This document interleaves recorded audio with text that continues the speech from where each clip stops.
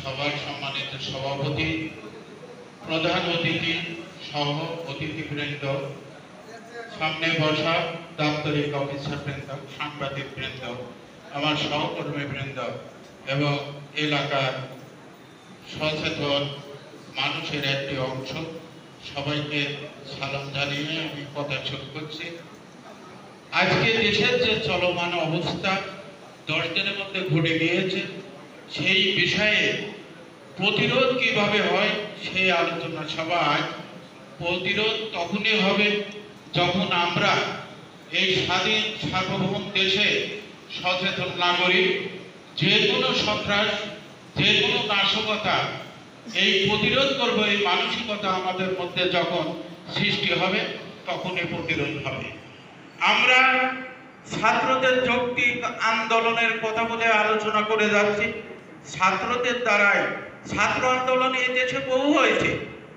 পরাধীনতা যখন আমরা ছিলাম তথাকথিত পাকিস্তান আমলে, তখন থেকে ছাত্র আন্দোলন শুরু হয়েছে।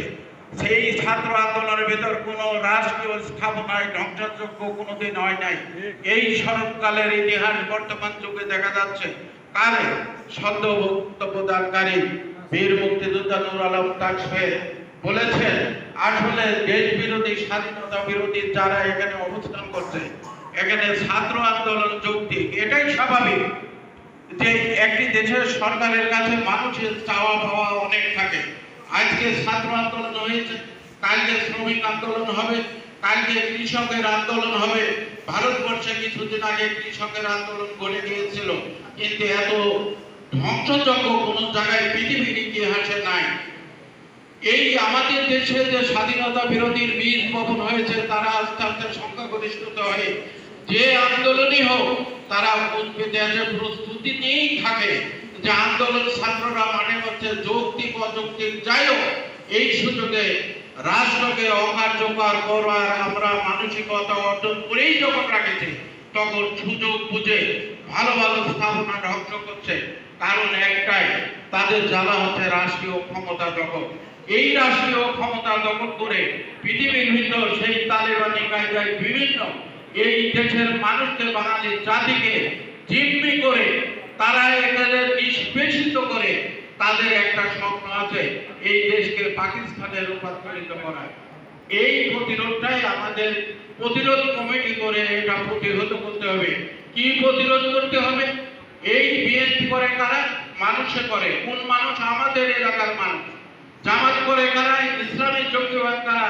এই বাঙালি জাতির মধ্যেই তারা একটা কুসন্তানের রূপে তারা দেশি এবং বিদেশি স্তরের সমন্বয়ে সংগঠিত হয়ে এই কাজগুলি করছে। ভাইরা, আপনার বাড়ির পাশে, আমার বাড়ির পাশে কোন পরিবারের ছেলে এই মানসিকতায় অবস্থান করে এই কাজগুলি ধ্বংসযজ্ঞে ওই ঢাকায় যায় রূপান্তরিত করছে, আমরা কম বেশি সবাই জানি। আমার কথা হচ্ছে যে যেখানে সৃষ্টি সেখানেই প্রতিহত, সেখানেই প্রতিরোধ। আমরা গণপিটানি করি তাদের এই দেশ থেকে হয় উৎখাত করে বিদেশে পাঠাতে হবে, না হলে ওখানে ধ্বংস করে দিতে হবে। তাছাড়া এই দেশ, এই জাতির এই সার্বভৌমত্ব রক্ষা হবে না। তাই আমি অনুরোধ করব, ওই ছাত্ররা কি করেছে? ছাত্রদের যৌক্তিক আন্দোলন, ছাত্ররা বহু ছাত্র আন্দোলন হয়েছে। আমরাও বাংলাদেশ আওয়ামী লীগ করে লোগো ভোটারে আন্দোলন করেছি। বঙ্গবন্ধুর নেতৃত্বে আমরা দেখেছি আন্দোলন হয়েছে। সরকারি স্থাপনায় খালেদা জিয়ার সরকার ক্ষমতায় ছিল, কোন স্থাপনায় আমরা আগুন দিই নাই। এখানে বাংলাদেশ আওয়ামী লীগ এই স্বাধীন সার্বভৌম দেশ থেকে যখন ব্রিটিশের হাতে এখানে হস্তান্তর করার মানসিকতা অর্জন করে, লোগা বইটা আন্দোলনের মাধ্যমে তাদের উৎখাত করা হয়েছে। সেটা যৌক্তিক আন্দোলনের মধ্যে শান্তিপূর্ণ আন্দোলন নেই, কিন্তু এরা শান্তি চায় না, অশান্তি চায়।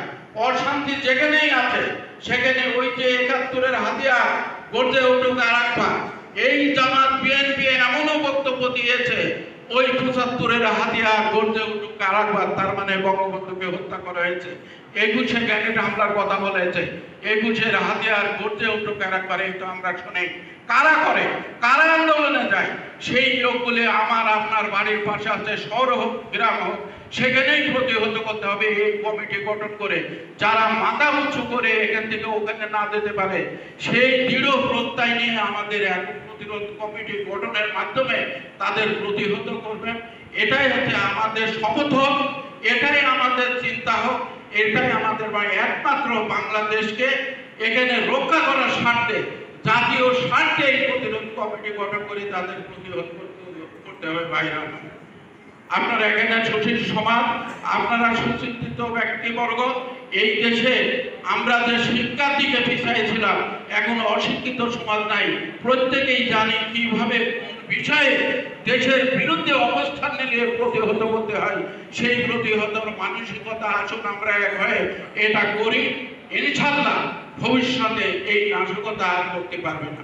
সবাইকে ধন্যবাদ জানিয়ে আরো বক্তা আছে, বক্তব্য দিবেন। সবার সুস্বাস্থ্য কামনা করে আমার বক্তব্য এখানে শেষ করছি। জয় বাংলা, জয় বঙ্গবন্ধু, জয় হোক এ দেশের আপামর জনসাধারণ।